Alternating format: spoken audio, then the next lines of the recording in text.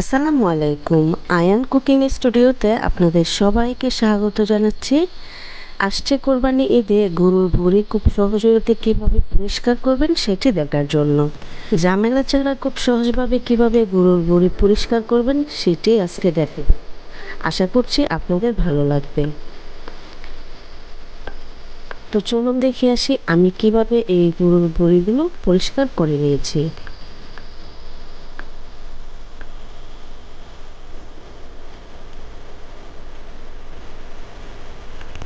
এগুলোর বড়ি পরিষ্কার করতে কিন্তু বেশিক্ষণ সময় লাগে না যদি আপনি এই টিপসগুলো ফলো করেন।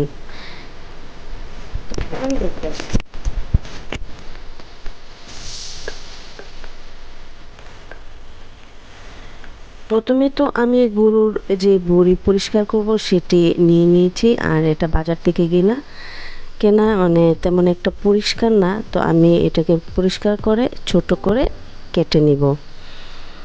আর এদিকে হচ্ছে আমি প্যানে পানি বসিয়ে দিয়েছি।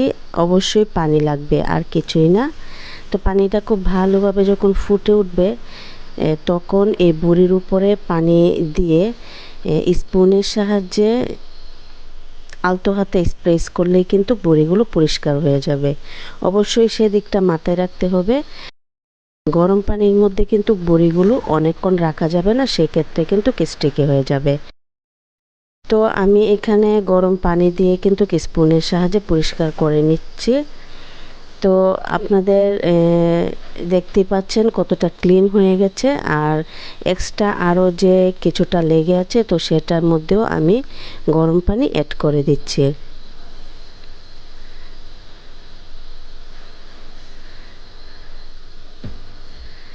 তো আমি আরেকটা দেখিয়ে দিচ্ছি। গরম পানি দেওয়ার সাথে সাথে 5-6 সেকেন্ডের মধ্যেই কিন্তু খুব সুন্দরভাবে স্পুনের সাহায্যে উঠে আসছে। অবশ্যই কিন্তু বেশিক্ষণ রাখা যাবে না, তাহলে কিন্তু স্টিকি হয়ে যাবে। 5-6 সেকেন্ড থেকে বেশি রাখা যাবে না। তো খুব সুন্দরভাবে কিন্তু এভাবে গরুর বড়িগুলো পরিষ্কার করা যায়। আপনারাও এভাবে ট্রাই করতে পারেন। দেখতেই পাচ্ছেন খুব সহজ ওয়েতে কীভাবে গরুর বড়ি পরিষ্কার করেছি। গরুর বড়ির ক্ষেত্রে কিন্তু অনেকেই গরুর বড়ির মধ্যে রান্না করার পর গন্ধ থেকে যায়। তো সেই গন্ধ কিভাবে দূর করবেন সেটিও আজকে আমি দেখিয়ে দিব, সাথেই থাকুন। তো আমি সবগুলো গরুর বড়ি কিন্তু এখন খুব ভালোভাবে ক্লিন করে নিয়েছি।